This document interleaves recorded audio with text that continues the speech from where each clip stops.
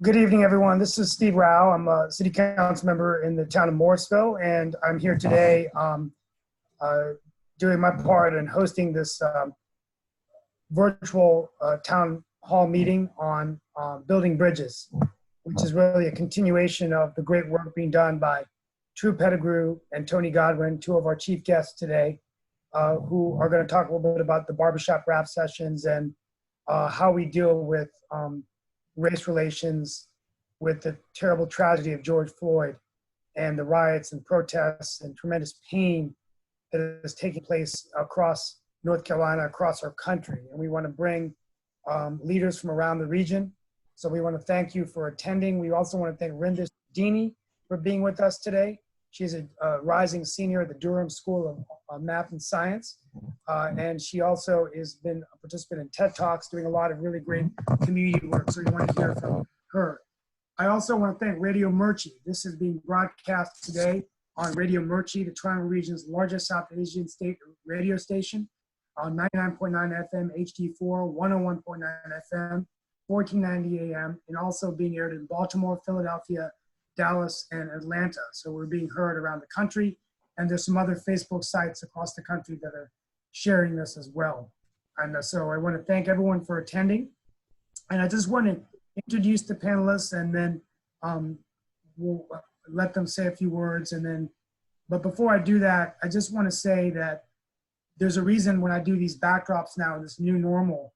And so we'll understand the connection of why I have the image of the late Robert F. Kennedy, the Attorney General of the United States, brother to our President John F. Kennedy, and the late Reverend Dr. Martin Luther King. So I'm going to close out the program today, and you'll know why I have that image behind me. With that being said, there's a lot of fear and anxiety in our communities today. People really concerned about racism, bigotry, intolerance, businesses being looted in the middle of a global pandemic. And so it really is a perfect storm. And I think it's important for us to understand that everything is not okay right now, and that we need to have a healthy conversation. And so that is why I invited Tru Pettigrew, a great friend of mine who is the CEO of True Access, a leadership training firm, author, he's a motivational speaker, and he is excellent at building bridges. And I'm going to have him talk about barbershop rap sessions, but he organized these the first Saturday of every month at Headliners Barbershop in Cary, where people of all walks of life, all religions, all ethnic groups would gather together to talk about how we build bridges with each other. And it was partly started because of his work with law enforcement and some of these incidences that we are seeing today. Most recently, the death of George Floyd, but there's been many others around the country, and we're going to talk about that today. We also have with us Tony Godwin. He is the former police chief of Cary. He was in the Cary Police Department since 1990, and he retired last year. But he didn't retire very long. He joined Tru Pettigrew in these barbershop rap sessions, and he's doing a lot of great work. He also, there's a lot of South Asians in the Indian community listening to this broadcast across the region, across the state, across the country. And I want to thank him and Chief Patrice Andrews of Morrisville and Demacus of Cary and all the police chiefs, but Tony Godwin was there to talk to our community. There was a murder a few years ago, and many people in our community were shaken. And Chief Godwin was there with us, crying with us, talking to us about the case with Jerry McCormick and other leaders of his department. So that's how I got to know him, actually. I was on the council at the time, but there was a lot of meetings, and we want to thank you for always having your door open, Tony, and for being such a great person. And then we have Rinda Sudhini. We wanted to hear from our youth today, so we're going to kick it off to her. But Rinda's an exceptional young woman. Her father is one of my best friends, and her mother, but more importantly, she is a junior rising senior at the Durham School of Science and Math. She has given TED Talks recently and just doing amazing, amazing work. So we want to thank her for being with us. We're going to kick it off to her, and then we're going to hand it to Tru and Tony to lead us into a discussion. And what I want you all to talk about is, where do we go from here? How did we get here? And how do we get through the pain and the frustration and the anxiety as we work through this perfect storm. So Rinda, please, I hand it over to you. Thank you. Thank you so much, Steve. So I wanted to start off by saying thank you to everyone for taking your time to come out and listen to the panelists today. I hope everyone's staying safe, and I'm really excited to hear from all of you. So to tell you a little about myself, like Steve was saying, my name is Rinda Sudhini, and I'm a rising senior at the North Carolina School of Science and Math in Durham. So I just wanted to share with you all some of my thoughts about what's been happening over the last couple of days. So as an Asian American, this has been one of the most reflective periods of my life. On one side, as an American, it pains me to see that the country I grew up in is distraught over the fact that history is continually repeating itself, with yet another Black person being treated as less than because of something they can't control. On the other hand, as an Asian, I'm torn about what my role is in creating a world that is free of anti-Blackness sentiments and systematic racism, especially considering that there was an Asian officer at the scene of George Floyd's death who did nothing to stop him from being killed. As I was trying to process all the information coming from the media and protesters, I wanted to take a step back to truly understand what my purpose during this time was. Reading about the protests, I stumbled upon the Gandhi Mahal restaurant, which is just a couple doors down from the 3rd Precinct in Minneapolis. The owners of the restaurant are Bangladeshi immigrants who have now turned their restaurant into a staging spot, providing a safe place for protesters to rest and to heal. One quote from the owner stuck with me, as he said that as wounds were bandaged and hands were held in the front room, I was in the kitchen preparing dal, basmati rice, and naan for the protesters. When I was first reading about this story, I was heartfelt that people were able to bond and help others at such a needed time, but I honestly didn't think much else of it.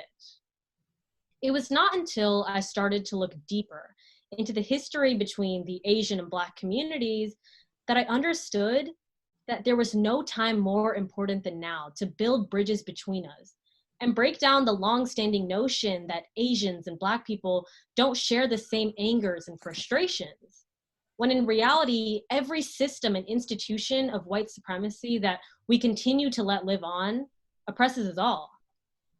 Now, I want to draw a clear distinction when I say that we're all the same and that we continue to be put down by the same systems.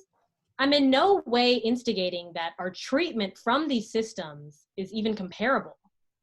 Even though I am a woman of color, I don't know what it's like to be a Black person in America, and I never will. I don't leave my house to go on a run afraid that I'll get murdered. I don't get pulled over fearing for my life. But the ability to imagine oneself in an oppressed situation isn't required in order to express empathy. Because at the end of the day, in the words of HPD Chief Acevedo, I may not be Black, but I'm still God's child. The senseless killings of George Floyd, Trayvon Martin, Michael Brown, and countless other Black Americans is something that we all need to get behind to stop. Even if we may be Republican, Democrat, or independent, it doesn't matter because this issue isn't a political one. Even if we're Muslim, Christian, or Jewish, it doesn't matter because this issue isn't a religious one.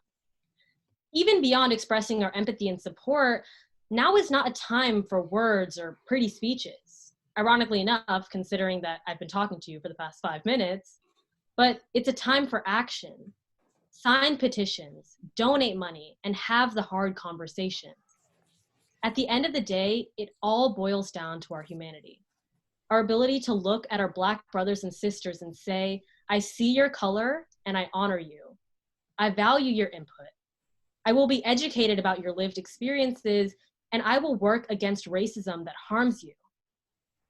I want to end by saying that I have never been so proud to see our nation rally and come together so that future generations of Black Americans know not a world where $20 can lead to your death, but one where justice, liberation, and peace prevail.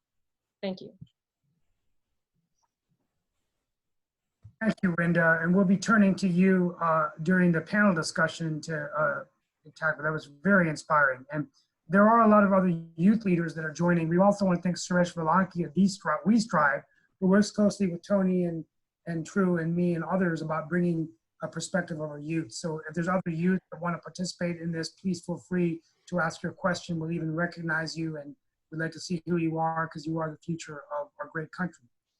On that note, I'm now going to hand it over to Tru Pettigrew to kick us off here in this Building Bridges session.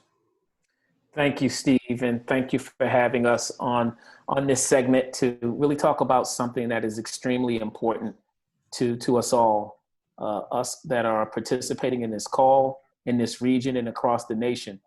And Rinda, thank you for that very insightful and powerful statement that you shared to start us off. I mean, you said a lot of very, very powerful things during your talk, and one of which was that this is an all of us issue, regardless of race, regardless of political affiliation, regardless of background, economics. This affects and impacts us all, as we can see based on what's happening right now. I mean, even the gentleman that you talked about that owns the restaurant there in Minneapolis, he was not African-American, he's not in law enforcement, and where people may think that this race issue is something that is between white America and Black America, or law enforcement and Black Americans, he somehow finds himself very involved in this, whether he expected to be or not. The people who lost businesses, whose businesses have been vandalized and destroyed, I don't know the races or affiliation, political affiliation or religious background of all of those people, but whether they were Black or white in law enforcement, Republican, Democrat, they find themselves wondering how are they going to restore those businesses. People who are watching this on news feeds and on social media feeds, Black, white, Republican, Democrat, old, young, who are put in positions to figure out how they are going to explain this to their children. They find themselves involved and affected and impacted by this tragedy. So you made some very valid points, and thank you for sharing that and speaking from the heart. And hopefully the folks that are listening in took everything you said to heart and realized that we all have a role to play. And even as you talked about the gentleman that owns the restaurant, hopefully that is a lesson where people can offer some takeaways that when you're wondering what you can do, you can start where you are with what you have. He owns a restaurant, he knows how to cook. That's a gift of his. And so he's using that to feed hungry people, feed hungry bodies, hungry souls. And not only is he feeding them physically, whether it's intentional or unintentional, he's feeding them spiritually, he's feeding them mentally, he's feeding them emotionally by giving them a place of comfort, a place of refuge. And so we all can do something. Tony and I have been getting a number of inquiries about what can I do? What can I do? I don't think there's anything I can do, particularly from our white brothers and sisters. And it's not about coming to the table having all of the answers, but asking that very question, what is it that I can do, in collaborating and in taking a very inclusive approach of not trying to figure out the solution to it, but just the willingness to be there, to show support, to show emotional support, to let people know that you care, that they matter, and a lot of the things that you touched on. And Steve, you talked about how did we get here and where do we go from here?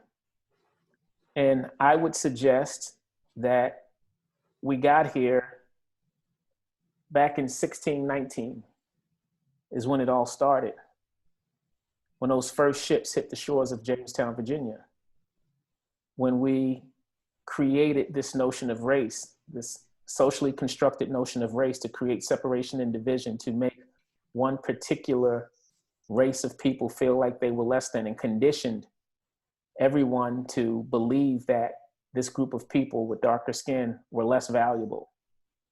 And that has been with us ever since.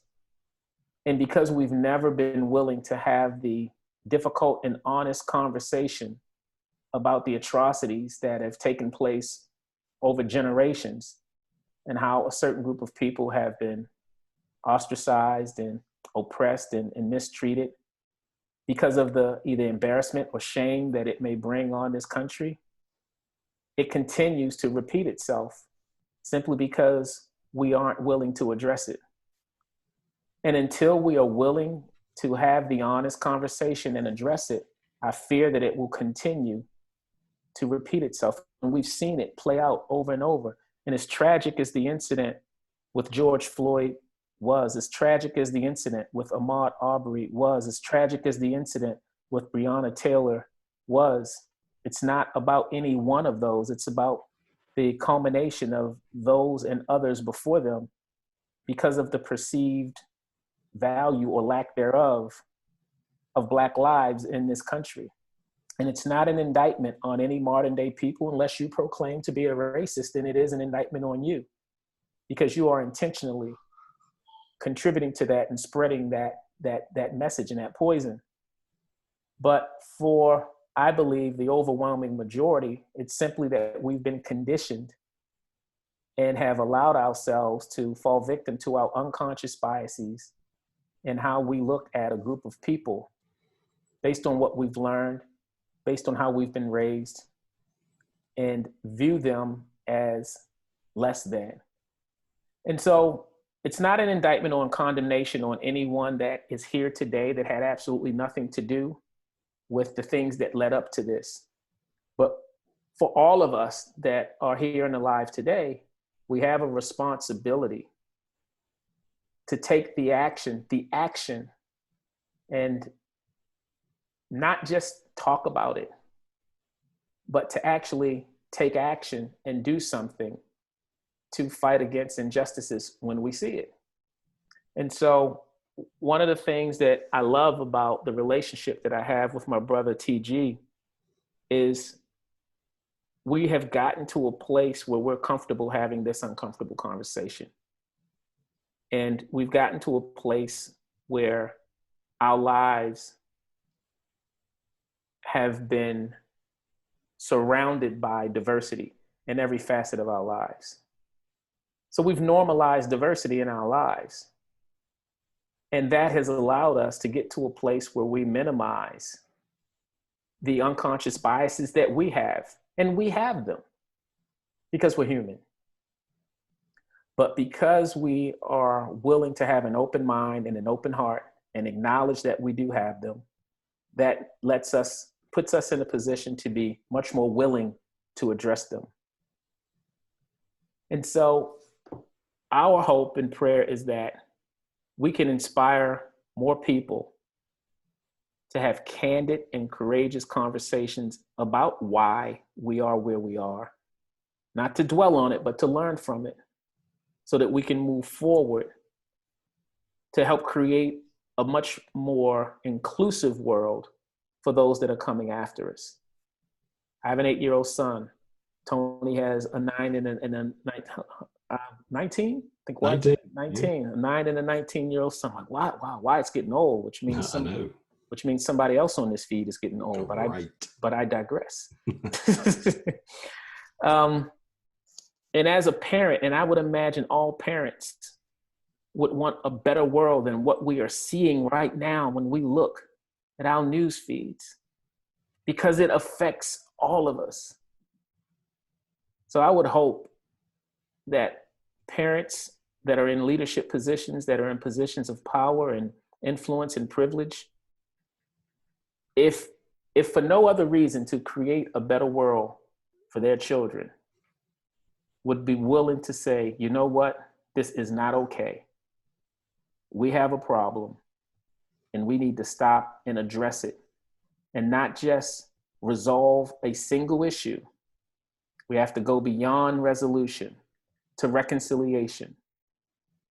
Resolve the issue, yes, but then reconcile the relationships that are the cause of the issue, and then allow those that have been traumatized to start the healing process and be as outraged about the societal conditions that we find ourselves in as you are about the actions and behaviors of those that are responding to the oppression of those societal conditions.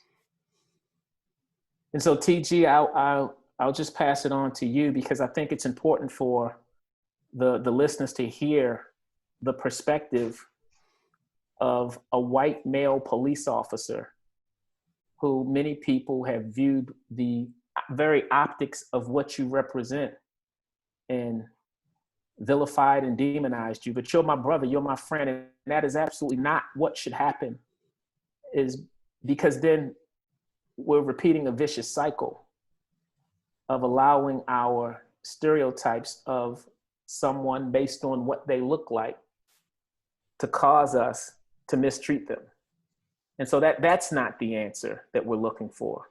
But it is about being in relationship with people that don't look like us so that we can educate them and not allow them to continue to succumb to the unconscious biases and conditionings that the world has led us to believe about people that don't look like us.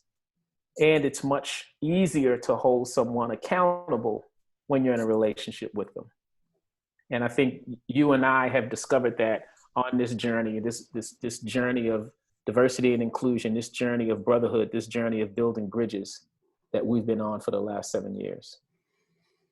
Yeah, absolutely true. And you said, to build relationships with people that don't look like us so that we can help educate them, but also so they can help educate us, right? Yeah. Because there's so much about people who don't look like us. As much as they don't know about you, you don't know about them either.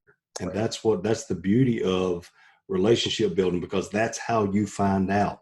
And to just give you some background, the reason Tru and I met, it came out of the events in Ferguson, the Michael Brown incident, Darrell Wilson incident in Ferguson, Missouri, back in 2014. And Tru, as a Black man raising a young Black child in a predominantly white, neighborhood and city of Cary, North Carolina, was feeling some kind of way about, what it was going to be like to raise that young child in a community like that, and what was going to happen when his child had the occasion to interact with law enforcement. And so, to his credit, he didn't sit around and wait for something to happen. He came to the Cary Police Department and asked the question, where are you guys on what's going on around this country? Where are you on the events that have been happening for many, many years, and most recently in Ferguson? And, what does it mean to you? Where are your heart and where's your heart, and what are your morals and values? And that started a conversation that led to Tru and I not only having that conversation, not only working together to make some changes in our community and bring people closer together, but on a personal note, it led to a personal relationship that has grown from strangers to acquaintances to friends to family. And Tru and I are family now, and our families are family. And we really look at one another as part of the same family. And guys, I'm here to tell you, if that can happen for a Black man who grew up in Baltimore, in inner city Baltimore, and a police officer, a white male police officer from the South, right? That pretty much hits all the stereotypes of what's wrong with law enforcement in America, right? If there can be a relationship that grows to that level between those two guys, then that relationship can grow between anybody. And all it takes is time to get to know one another, and honesty, and having the crucial conversations, having the hard conversations, not being afraid to have those. And so, that brought us together with Ferguson, and Ferguson wasn't the beginning of uneasiness between law enforcement and communities of color, particularly the Black community. It certainly wasn't the beginning. That's been going on for decades. And you can even make the argument for centuries, right? But that relationship it caused us to really look at our organization, and it caused me to really look as an individual, as a police officer, as a leader of a police organization, and say, what are we doing, and what can we do better, and what should we do? And so we don't have all the answers. We haven't been able to fix this situation yet, obviously. I mean, we saw that as recently as last week with George Floyd in Minneapolis. But we have had an impact here locally. And what began as a relationship between Cary and our Black community rapidly grew to encompass Morrisville and encompass, police departments in Morrisville and Apex and Raleigh and all around this area, and then all around the state of North Carolina. And ultimately, Tru and I even had the opportunity to present at the International Association Chiefs of Police Conference in Philadelphia to talk to police leaders from all over the world about the importance and the possibility of building these kinds of relationships and what can happen if you do. But you know what? We still have these problems that exist. And again, it reared its head again last week in Minneapolis. But and that was a tragedy, and there is no question about it. And I wish there was a way to make that have not happened. But I do want to say that I always look for some kind of silver lining, even in tragedy. And what I can say is the silver lining that I see occurring as a result of that is it is bringing so many more people to the conversation. I have seen more law enforcement speaking up and speaking out and being very clear about that was wrong. That is not what we represent. That is not who we are as a profession, and that is not part of the honor of this profession.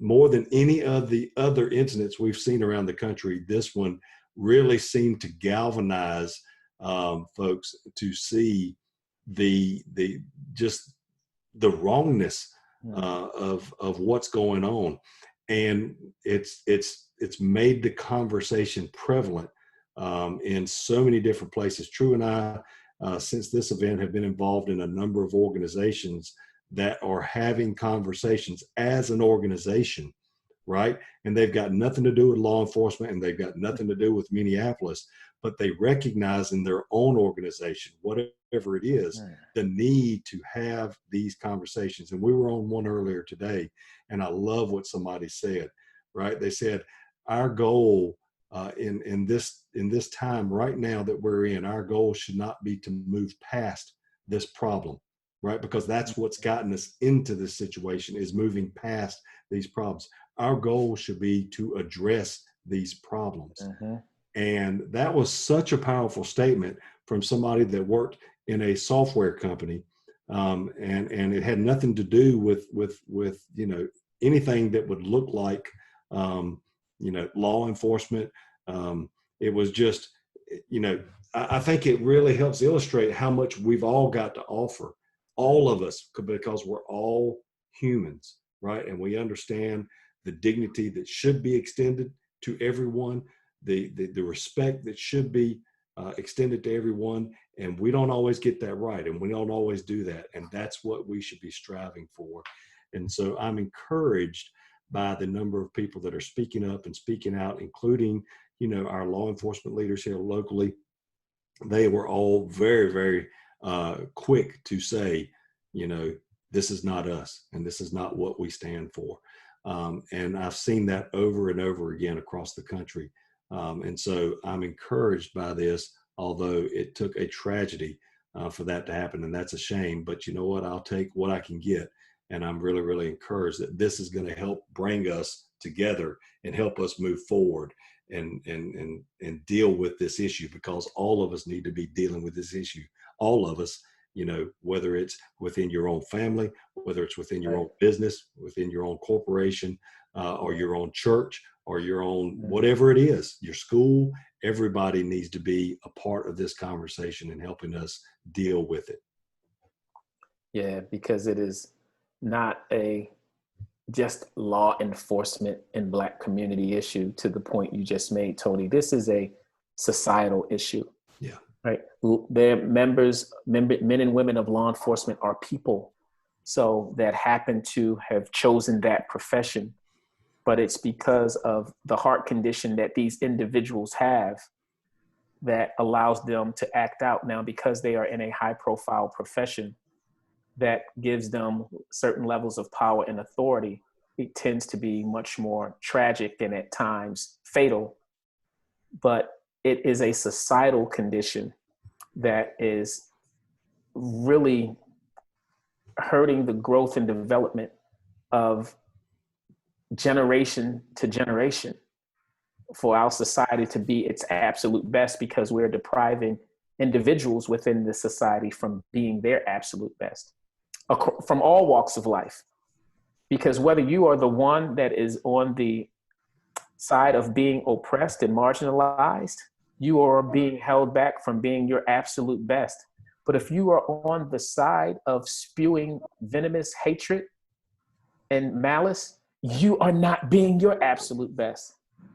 So we are preventing generations from being their absolute best until we can help them to deposit compassion and empathy and love in their hearts, and not allow them to fill their hearts with hate and malice and fear. So we have a responsibility. We have the opportunity daily to have these conversations in the tech companies, in the schools, in the churches, in whatever industry you participate in. I would suggest that there is not an organization across the country right now that should not be creating a platform of some sort to facilitate these courageous conversations. Absolutely. And for everybody that's listening, everybody that's joining us here, Facebook Live or on the radio, please, take your opportunity in your organization, whatever that is, to start this conversation if it hasn't already started. And if you don't know how to start it, hey, reach out to True Access. We're glad to give you some ideas and thoughts and help you in any way that we can.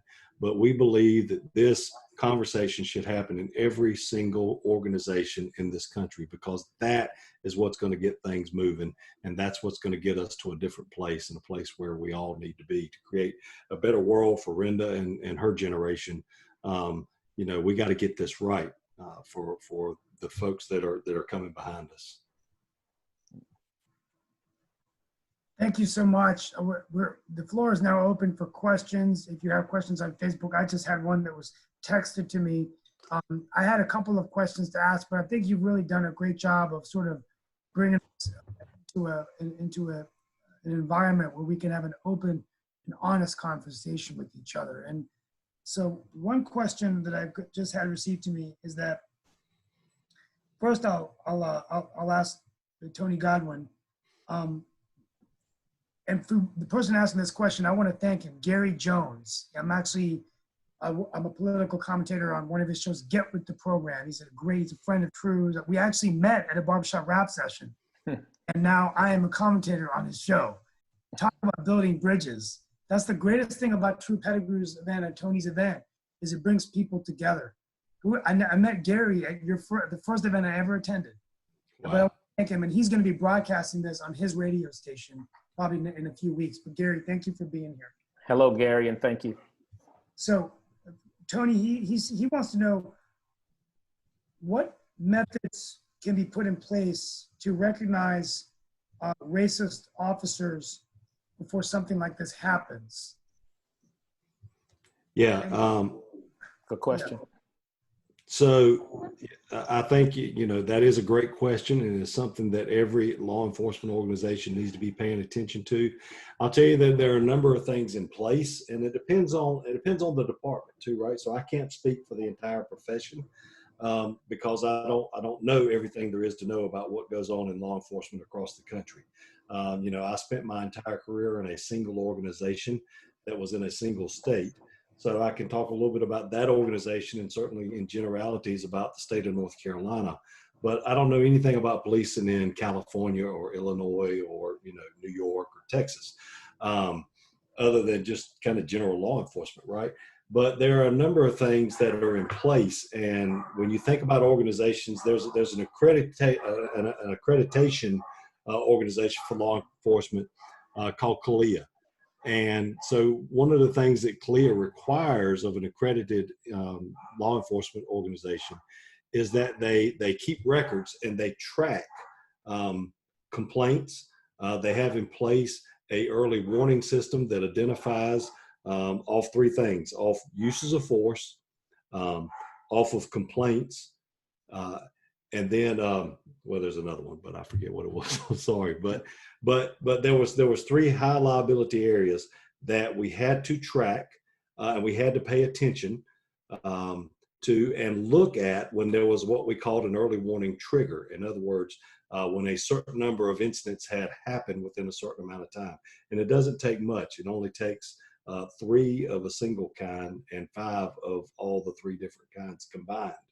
And so when you look at that, you're looking for themes, right? You're looking for things that were the same. And so in the case of what we're talking about today, were all the complaints coming from Black people, right? Does this officer seem to have a problem with the way that they interact with and treat Black people? And that's something that you would recognize if you had an early warning system. And so accreditation requires you to have that, put that in place, and they check you on that every 3 years to make sure that you've been doing that. They also require that you take every complaint.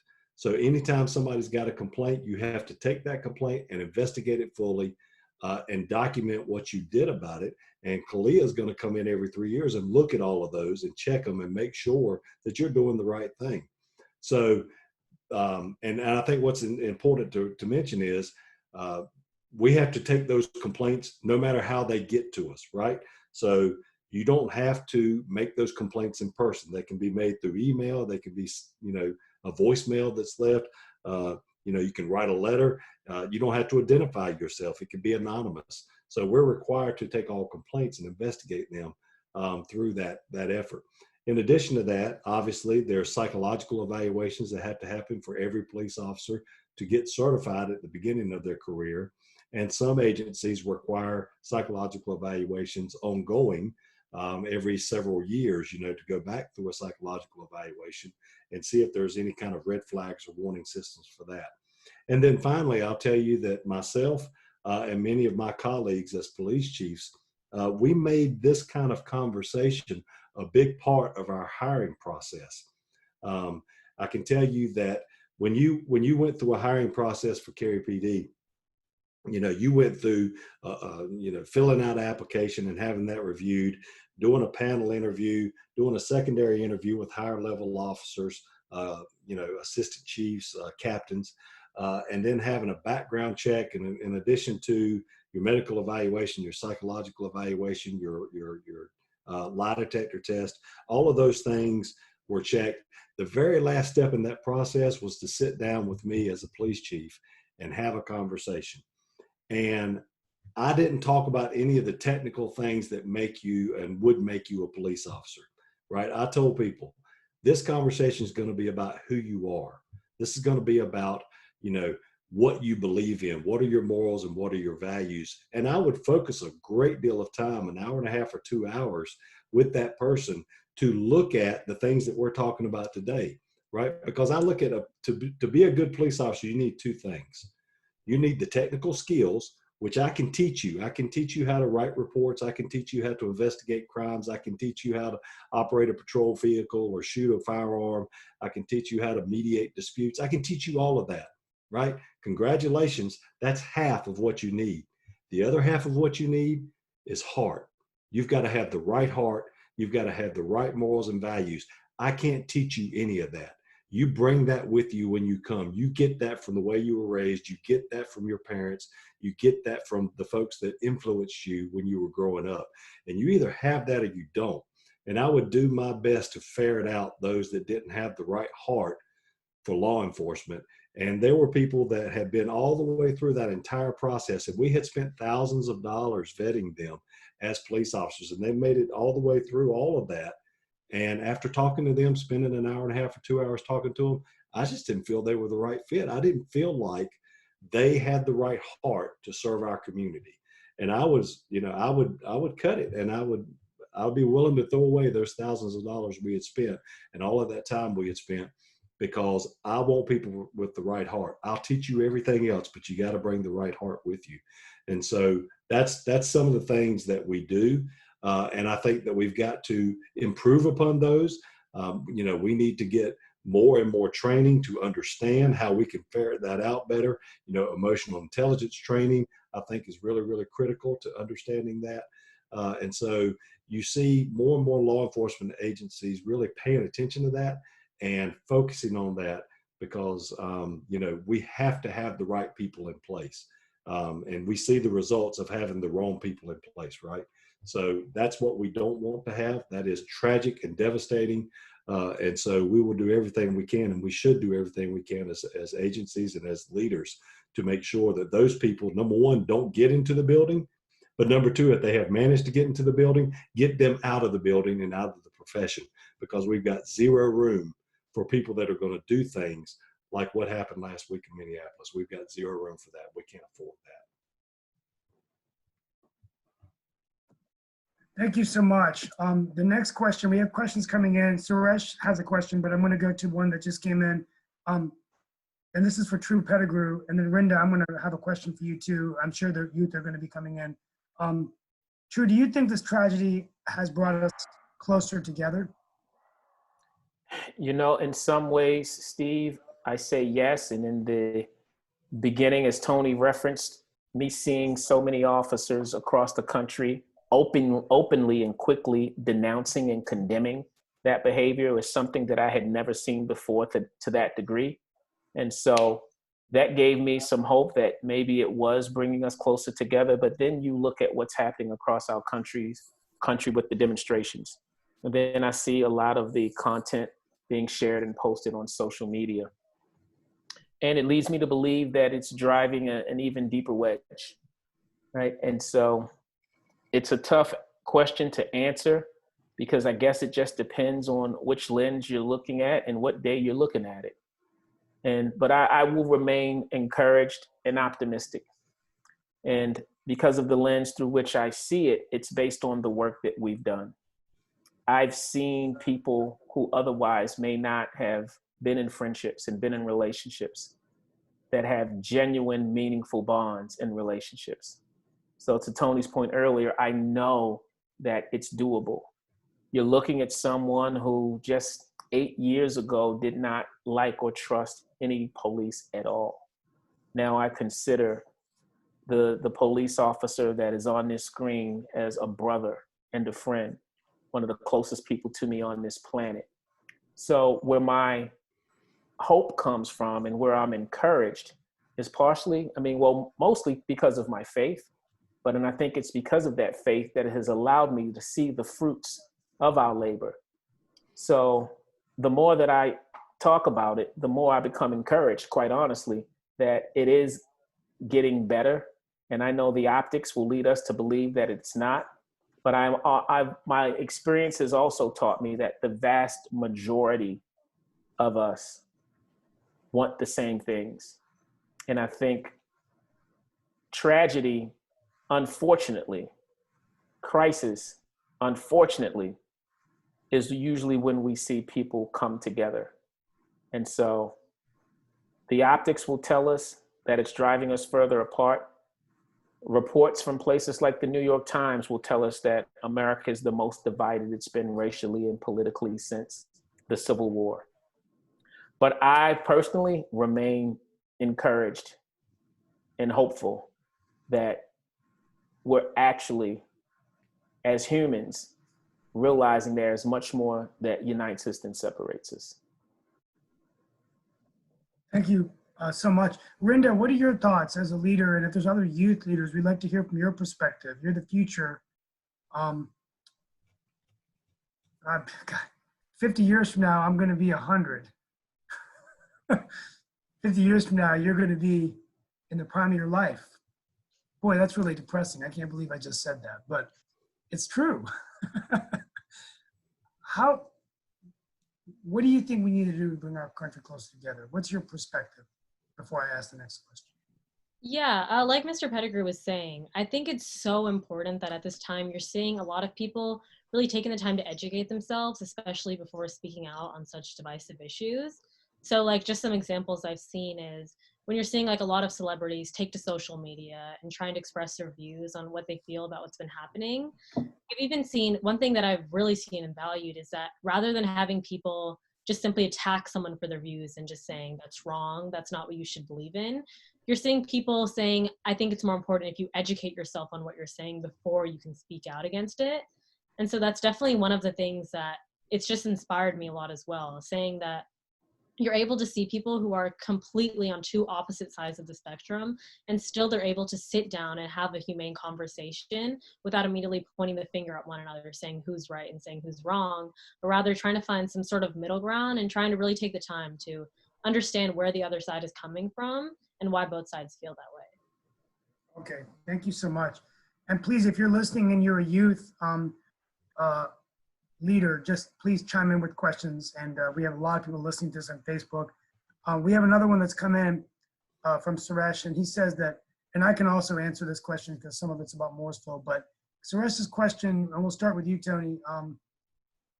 We see a lot of force being used on protesters with armor equipment, heavy armor equipment. How is Wake County, the town of Cary, Morrisville working to make sure that police force existence is to help their citizens and residents in tough times and making them part of the community as opposed to having a force like Army style set up with armored trucks, weapons, and so forth? I could take a quick shot at this real quick, and then I'll let Tony chime in. We're going to be doing another one of these with Chief Andrews. She couldn't make it this evening, but she's really changed the way policing is done in Morrisville with what we have called community policing. So we see her and our officers doing some things like coffee with the cop, where they're coming out to different communities.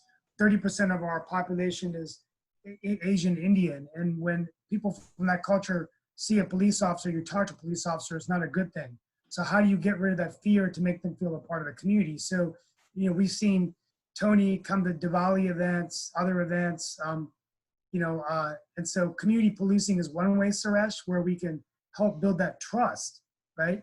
The other thing is we get questions about our own police department. I'm going to be putting out in my next newsletter on Friday, but Chief Andrews just released some stuff for our council that just wanted to ensure everyone that the town of Morrisville, as well as Cary and other departments, go through accredited training that in no way would be chokeholds or putting knees on people's necks would be authorized policy of any police department. And that we're going to be getting body cameras soon. There's going to be virtual meetings on that in June about our body cameras, and that there's no random stops based on race, and that police officers actually have to have data. And we actually have training on defensive tactics. So armored weaponry and things like that isn't something that our police officers are trained to use unless their lives are in danger. So those are just some things, rather than spending the time going over just a high level. But Tony, what is your answer to his question? Well, and I would agree with everything that you said, Steve. Those are great examples, and they apply to certainly Cary as well as to Morrisville. But I tell you, one of the things that I love now here's something you won't hear me say very often, and True, you can back me up on this. One of the things I love about social media, right? I know you're shocked that I said that, because there are times where I feel like social media is going to be the death of us. But I love that it allows a way for police officers to humanize who they are and to connect with the community in ways that are so untraditionally law enforcement, right? So you see the challenges of law enforcement doing dances, and all these kinds of things. And I think that's great because it helps to humanize that, guys, we're not robots wearing these uniforms. We're just people. And we like to do silly dances, and we like to do silly TikToks, and we like to do all these crazy things too, right? And one of the things that I love, and I'll give a huge shout out to Chief Andrews, because she is one of the very best about being so open and honest publicly on her social media, right? I have seen her so many times reach out to people in social media and share her heart and share her feelings about things that are going on. I have seen her cry on social media over things that are going on.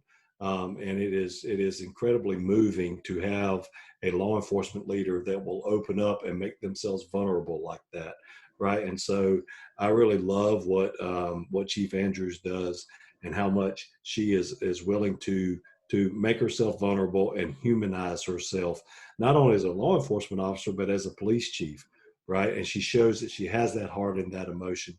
And what I can tell you is, from knowing all the leaders around here locally, they all share that heart, right?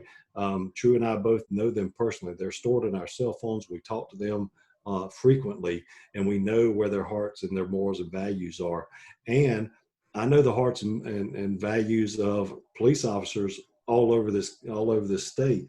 And we see the bad ones, and they're the ones that make national news. But I can tell you, there's so many more good ones that are doing the right thing, that are connecting with people in the right way, and that have such a huge heart to serve their community.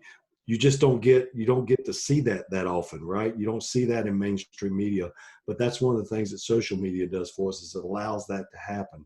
So, I think that's important that we're able to do that, because we are here to serve our community. And we have to remember, and we remind our officers of this all the time, we get our authority from the people, right? From you, the citizens. Without your support, if you don't feel that we are legitimate, then we are powerless in this country as law enforcement officers. We have to have your support. We've got to have your belief that we are doing the right thing, because if we lose that, we lose whatever power that we do have, right? So it's a Peelian principle. Sir Robert Peel, he said, the people are the police and the police are the people. And we got to remember that we are just an extension of our society, and that we derive that power from the people. So it's so very important that we do that. And I really appreciate that question, Suresh. Well, this is great. And I tell you, we're getting a lot of questions, so we might go over our 7 o'clock time. And I think you might be breaking the record as the most questions asked. You're competing with Secretary of State Elaine Marshall, so you're in good company.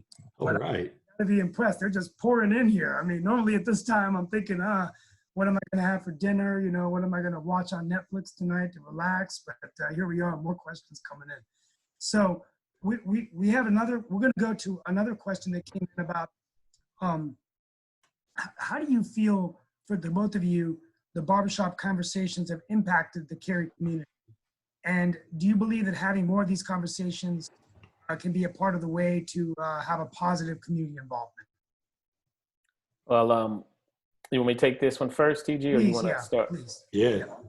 I know firsthand that they have had a positive impact on the entire community.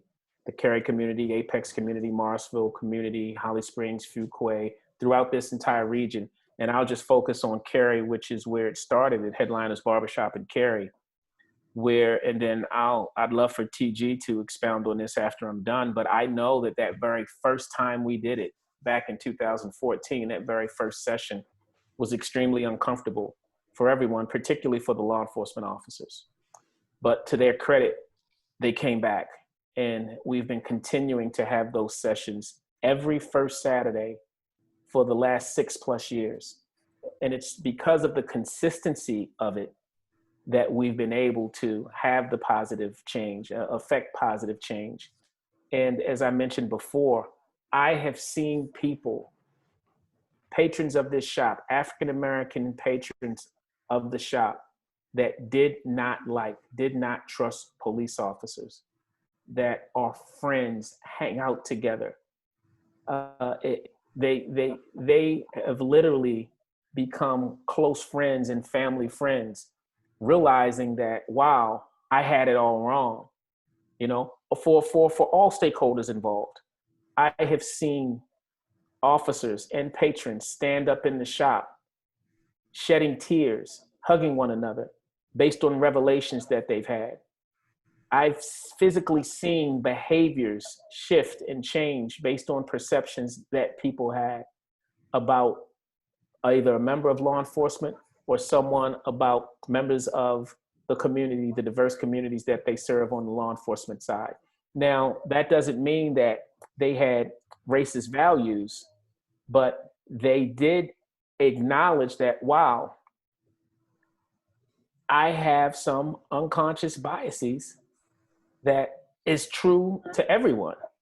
And by allowing myself to have an open mind and an open heart and getting to know others, people that are different than me, whether it is based on a different profession or simply based on a different gender, a different sexual orientation, a different lifestyle, whatever it is, realizing that we're all people, we all want the same thing, and that we all are better and stronger together. And so I've seen it happen firsthand. And so my answer to that question is, I not only think that it can work across other areas across the nation, I know it can because we've seen what started in Cary have similar effects in the neighboring municipalities as well. Yeah, yeah, absolutely true. And there's no question, you talked about when we first started having those conversations, and to reiterate, we had our very first conversation in the barbershop shortly after the events in Ferguson back in 2014. And Tru set it up for us to come into a black barbershop and have some courageous conversations. And let me tell you, we set that date. And when it was time to go to that barbershop on that Saturday morning, that was the most frightening thing of my law enforcement career, right? I mean, and that sounds crazy that I'm going to go have a conversation. And that's the most frightening thing because I had done all kinds of things. I'd worked undercover narcotics. I've been on the SWAT team. I'd gone through doors where I didn't know who was on the other side. And I've gone through doors where I knew who was on the other side and they, would be intent on doing us harm, right? But that wasn't as scary to me as going to have a conversation about law enforcement in the black community in a black barbershop right after Ferguson, because I had been trained for all those other things. I'd never been trained in how to have that conversation, right? And I know that many people, most people, have never had that training. They don't know how to have that conversation, and they're worried that they're going to say something wrong or they're going to do more harm than good, right? And I had those same fears. And when I pulled up in the parking lot that morning, I put out a message to our department that said, we're going to have this conversation. I don't know who's going to be there. The only thing I can promise is I'm going to be there. And if you want to come, then please join me. And I didn't make anybody come. And when I pulled in the parking lot that morning for that first one, there was 14 Cary police cars in the parking lot. And I felt really, really good that there was that many people that wanted to walk into that uncomfortable environment with me and was willing to face the tough questions and the tough conversation. And so I walked in and we had that conversation, and it was tough, and it was to the point, and there was no punches pulled, but it was done very respectfully. And at the end of the day, we knew that we had to come back, and we said we want to come back. And the owner of the barbershop, Mr. Tron Watson, said you're welcome to come back. And guys, we have been coming back to that barbershop on the first Saturday of every month, and we haven't missed a first Saturday in over 6 years. Except for COVID-19, that kind of got in our way. But other than that, we haven't missed one. And I think that's amazing. And what started as a conversation with 10 or 12 people in the barbershop, and Steve can vouch for this because he comes to almost every one of them.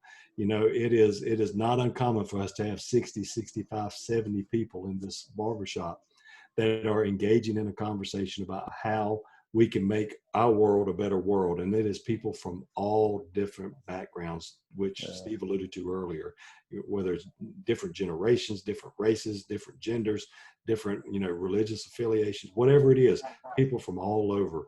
And that is unquestionably the number one best thing that I've ever been a part of in my 30-year career in law enforcement is the start of and the continuation of barbershop rap sessions. And I just want to add this really quickly, Steve. I think one of the most important things that transpires at those sessions and in those sessions is education. I've seen so many patrons, community members get educated because the first question that most people have when they see something that they believe to be unjust that takes place on their social media feed or in the news is, well, why did he do that? Why did the officer do this? Why did the officer have to do that?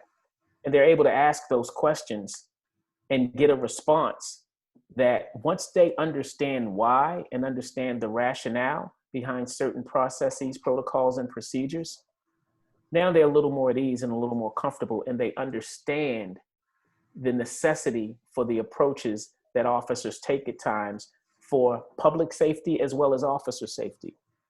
And I can't tell you how many times I've seen members of the community have aha moments and realize that, oh, I just didn't, just understanding why something is done goes a long way when people can gain clarity of purpose. So I think one of the things that happens most that establishes that trust is education. Yeah, and if I can piggyback off that real quick, Tru, you know, that education is a two-way street. And I've seen so many times where we as law enforcement officers have been educated about something that we had no clue about. And I can't help but think about when I first learned about the concept of the talk, right? A conversation that Black families have with their children when they get to the age where they're going to be out and not under the protective umbrella of their parents. And it's a conversation about how to survive an encounter with the police, right? And when I first learned that, I was like, I've never heard of this concept. I've been a police officer at that time for, 20 plus years. And I learned about this concept of the talk, and I'm like, man, that really struck me that was a conversation that people, felt the need to have. And number one, I was saddened by that. But number two, learning about that gives me the opportunity and the ability and the knowledge to do something about it, right? The way I conduct traffic stops after learning about that, the way my officers conducted traffic stops after learning about that, we can go about it in a way that reduces that tension simply because we know it exists, right? And until we got into these conversations, we didn't know, and it didn't make us bad people that we didn't know. We simply don't know what we don't know.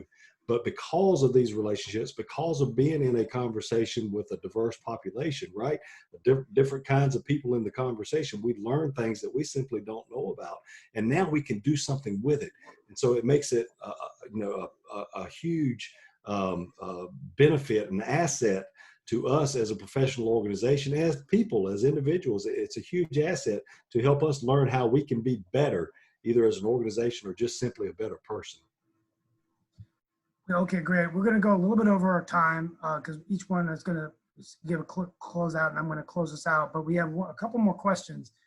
Thank you so much, guys. That was just excellent answers to those questions. Fantastic. What are your thoughts, Tony, about the police personnel who were standing by during the incident? Should they have reacted and stopped their colleague? Why do you think it did not happen, that they were present? And he said, I can't breathe. He had the knee on the neck. I saw the video. It was very frightening.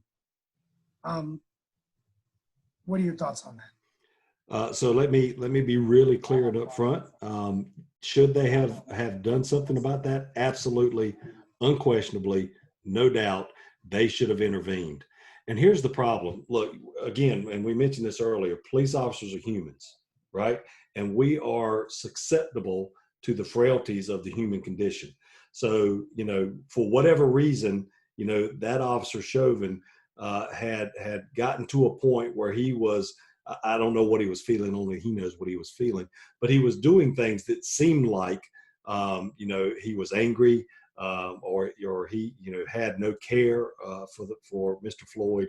And so he got to that point, right? And as humans, we've all been in situations where we lose control of our emotions, we lose control of thinking clearly, and we do stupid things. Most of the time, it doesn't result in things like that, right? And I wish I could say that there's a way that we could make that not happen, but there's not a way. Until they create robots that become police officers, we're going to be susceptible to human frailties. But knowing that we as humans, can make mistakes and find ourselves reacting on emotion and not acting on intelligence. It is incumbent upon our other officers, our colleagues, our friends, to step in and stop that from happening, to separate me from that situation, right? And I've seen that happen, not to the extent of this, and not, you know, not to the same severity of this, but I've seen officers kind of lose their cool in a situation, and they get a little hot under the collar, and they get upset because there's been a give and take between the person they're dealing with and them. And I've seen officers come between and say, "Hold on, I got this. Come here, man," and bring the person that is being dealt with, you know, to separate the officer and that person, and step in between them and de-escalate that situation. Right? That's the responsibility that those other officers have. Why didn't they do it? You know, I don't know. I can't say. That's yet to be found out. But I do think that we have to be, certainly aware of, and I've seen so many law enforcement officers come out and say that as well, to say that the other officers, they had a responsibility to act and they didn't. And so we've got to work on, you know, helping officers understand that responsibility and understand, you know, the concept of the thin blue line, right? You'll hear it compared to that sometimes, and quite often actually. And we got to understand there is no thin blue line that separates what's right and what's wrong. If it's not on the side of right, then we've got a responsibility to act. It's got nothing to do with that thin blue line, right? And so I think it's something that we need to focus on. There'll be additional training that comes out of that throughout the country, I'm sure, to drive that point home and help officers be able to separate emotionally, separate their colleagues emotionally that have gotten too deep into a situation with somebody. Thank you so much.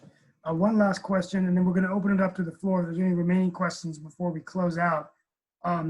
This was about just social media and cell phone recording. Has it made it easier to reveal the truth about these things?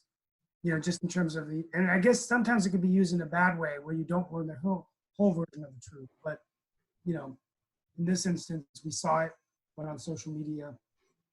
Yeah. Yeah, no, I think that social media, that the advent of cameras and recording and even social media being able to broadcast things out, I think they certainly have made it easier. They have illuminated some things that have happened that perhaps would not have been illuminated without that. And you see law enforcement agencies around the country, not having body cams is becoming the exception rather than the rule, right? So most agencies are moving towards having body cams. It's a huge expense. It's something that not every agency can jump right into. I mean, we're talking about millions of dollars when you look at all the infrastructure that's got to go in place to be able to do it. But it's something that I think helps us be better humans, right? It's not just about the police officers, it's about the citizens and the police officers. Because when we know we're being recorded, when we humans know we're being recorded, we do better. Whether that's we as a citizen or we as a police officer, we do better when we know it's being recorded. So whether it's a body cam or whether it's a personal cell phone camera or whether it's, you know, social media being broadcast live, I think that's a good thing because it helps us make sure that we're doing things the right way. And I told my officers all the time, look, you've got 3 responsibilities. Treat everybody with dignity and respect and always act with professionalism. If you do those 3 things, you can do anything you need to do, right? Anything this job requires us to do as law enforcement. And sometimes we have ugly parts of things that we have to do, like using force. But if you do it with dignity and respect and professionalism, we'll broadcast it live on Facebook. We'll broadcast it live on Twitter. And we'll put it on the 6 o'clock news because I'll stand behind that all day and every day if you've met those 3 principles. Thank you so much. Do we have any other questions? I really said 7:15, and we got a little surprise for you at the end to close us out. But if we don't see any other questions, we will be posting this recording, playing this on the radio again, and we invite you to come to Tru Pettigrew's rap sessions and Tony Godwin's as well. I'm going to have each of you just give us a quick message that you want us to walk away from this meeting, maybe an action item that you want us to work on as we try to build bridges. Maybe I'll end with that question. What do you think? What do you think building a bridge means? How do we do that? How can we make tomorrow a better day? Well, if you think about the purpose of a bridge, the purpose of a bridge is to connect us across any sort of passage or terrain that otherwise seems impassable, unable to cross or pass to get to and connect with what is on the other side of that. And so when we're building bridges to help people connect across barriers of trust, legitimacy, empathy, understanding, and love. So we're helping people to connect across all of those barriers that continue to provide wedges of division and separation in their lives. So the takeaway the challenge that I would offer to everyone is to take the time to build a bridge of connectivity with someone that is different than you. If you just do that with some level of frequency or regularity, and whether that is once a week, just take the time to get to know someone different than you and normalize diversity in your life.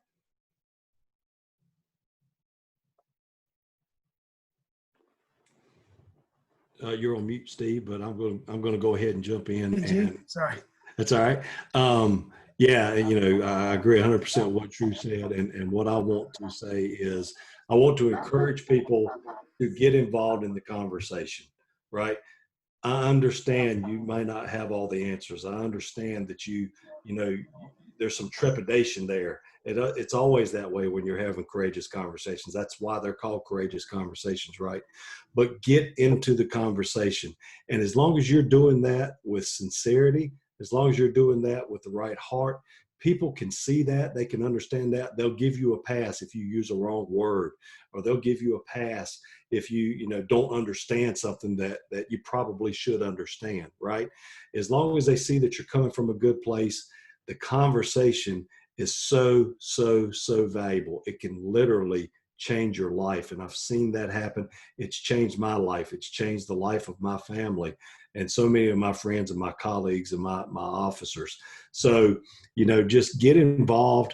Whatever your business is, start that conversation at work. Start that conversation in your church. Start that conversation. If nobody's having it, be the one that starts it, kicks it off, because we all need to be talking about it.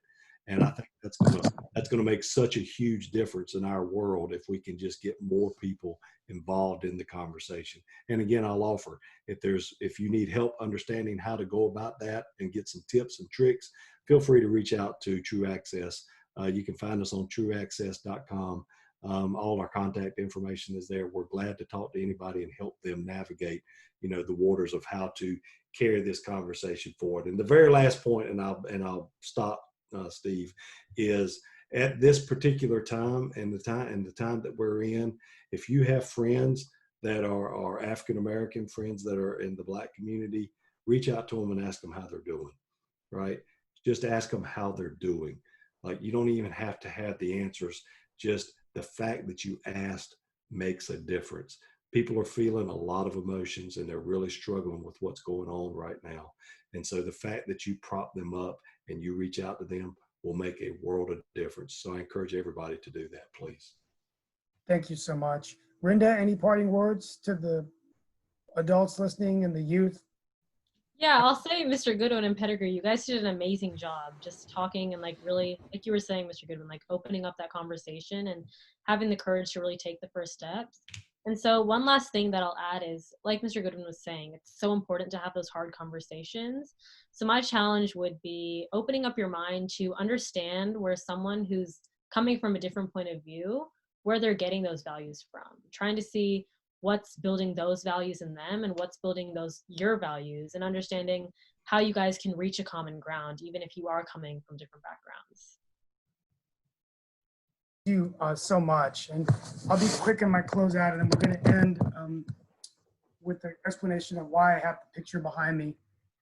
And but I would just say that first of all, I want to thank Tru and Tony for all of your leadership for our community. I want to thank Murchie for hosting this and broadcasting this radio, Rinda for participating, Tuta, We Strive, all the organizations, the Nepalese community of the state and the country, because we really, in Morrisville, we live in I call it a mosaic. It's a dichotomy of what America's best can be, when it doesn't matter what you look like, what your religion is, when you come together and you can do great things. And there's no limit to our potential. You know, this morning I was running and I saw a tweet came out, and it brought some emotion in me. It said, there's a very important meeting going on in heaven today. And it had a picture of Gandhi, Dr. King, Mandela, President Lincoln. And I started thinking to myself, what do all those leaders have in common? Because sometimes we have to look back to our past. And what I think they all had in common was that they were able to, as Tru Pettigrew has said in the past, get uncomfortable. They lived in times where Lincoln saved the Union as president, when many people told him it was impossible. Gandhi freed India, Mandela South Africa, and Dr. King, the greatest civil rights movement. And so they remind me of Dr. King's quote that darkness cannot drive out darkness, only light can. And hate cannot drive out hate, only love can. And it's really the light and love in our hearts, in my opinion, that can get us through this. Because that's really the true navigation system that counts at the end of the day. Not the GPS that connects to our iPhone, to our car, or the tweets, or the social media. Because as we get more connected to the technology, we often forget that it's our heart that makes a difference. And that's just my personal opinion, younger generation, is that we are stronger as a country when we can stop always fighting what we hate and saving what we love. And what we love is a country that's united, a country that can be together. And on that note, we want to thank our police officers. I want to come out right now and say that we're grateful for your sacrifice, because some of your daily work, the work that you do every day to keep us safe, and during this COVID pandemic, the first responders, the hometown heroes, they're doing great things. We also want to honor and thank our military. June 6th, we celebrate D-Day, June 6, 1944, when the greatest generation stormed the beaches of Normandy, answered the call of President Roosevelt and the Allies to defeat tyranny. Many of them, if you read I went to Normandy last year in France with my white family, and I heard the stories of bodies in the water, the amphibious attack, people getting shot. They died because we can't remember how they died. We draw inspiration from how they lived, that they were willing to die for our country because they wanted Americans to be free, to honor what the country was founded on, that we're all created equal, that we all have rights, and that this government is of the people, by the people, and for the people. So we thank any veteran, any soldier, and try to remember them as we fight through this pandemic and also fight through this terrible time. Use the light and love of our hearts. And as I said at Green Hope, like the Jedi in the Star Wars series, I spoke there during the gun violence, that those leaders that I just mentioned are sort of like the Jedi of the human race. We need to be our own moral Jedi so that we can use our moral compass to get through this. And on that note, I want to end, we normally close the barbershop rap sessions in prayer. But today I wanted to close out with a very inspiring speech. It's about 3.5 to 4 minutes. And it's the speech of Robert F. Kennedy. And, you know, I thought of the Kennedys on Saturday when I saw the SpaceX lift off, because it brought emotion to me. I actually cried. My wife looked at me, why are you crying? Because it made me proud to be an American. I cry a lot more these days, but it made me proud to be an American. And I remember President Kennedy reminding us, the American people, is, you know, why do we do things? We do things because they are hard, not because they are easy. And Rinda's father and I had the honor of traveling to Charlotte back before the pandemic, and we got to hear Joe Biden speak. And Vice President Biden said that his favorite quote from Kennedy was when Kennedy came in and said, we can no longer postpone this mission. We can no longer postpone this mission. And Vice President reminded us that we can no longer postpone American greatness. So I want you all to listen to Robert Kennedy's speech in April of 1968, when he had to tell this country, the African-American community, that Dr. Martin Luther King Jr. had been assassinated. And I want you to listen to every single word. And then I'm not going to say anything. We're going to close out the meeting. Thank you so much. We're now going to play the speech given by RFK in 1968. I have some very sad news for all of you, and I think sad news for all of our fellow citizens and people who love peace all over the world. And that is that Martin Luther King was shot and was killed tonight in Memphis, Tennessee. Martin Luther King dedicated his life to love and to justice between fellow human beings. He died in the cause of that effort.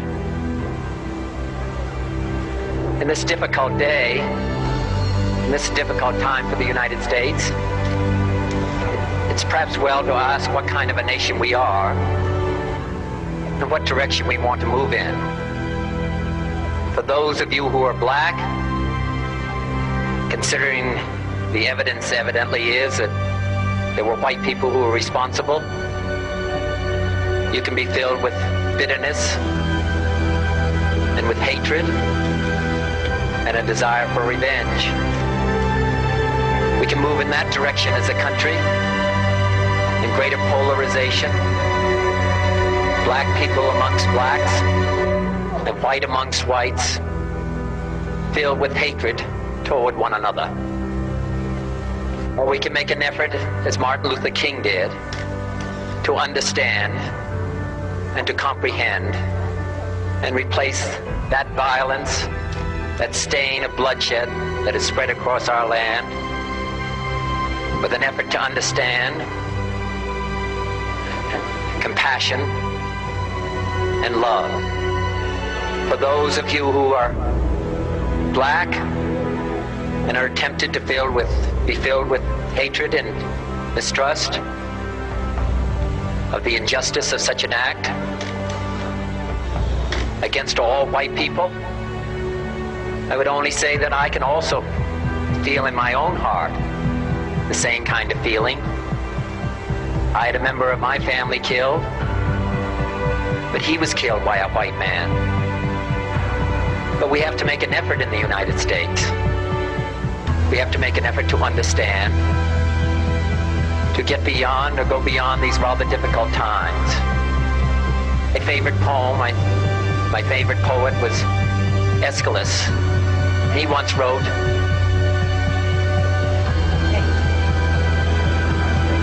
"Even in our sleep, pain which cannot forget falls drop by drop upon the heart, until in our own despair, against our will, comes wisdom through the awful grace of God." What we need in the United States is not division. What we need in the United States is not hatred.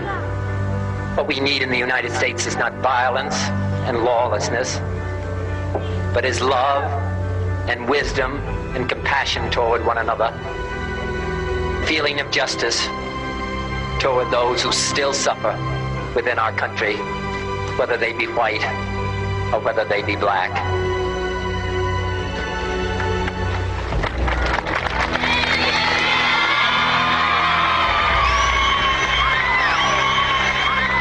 We can do well in this country.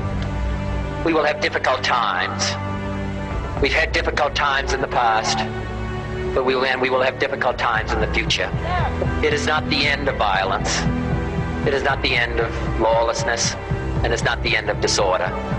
But the vast majority of white people and the vast majority of black people in this country want to live together, want to improve the quality of our life, and want justice for all human beings that abide in our land.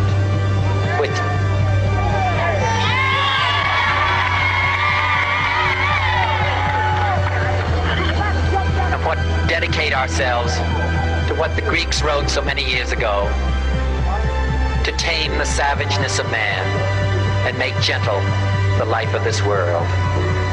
Let us dedicate ourselves to that and say a prayer for our country and for our people. Thank you very much.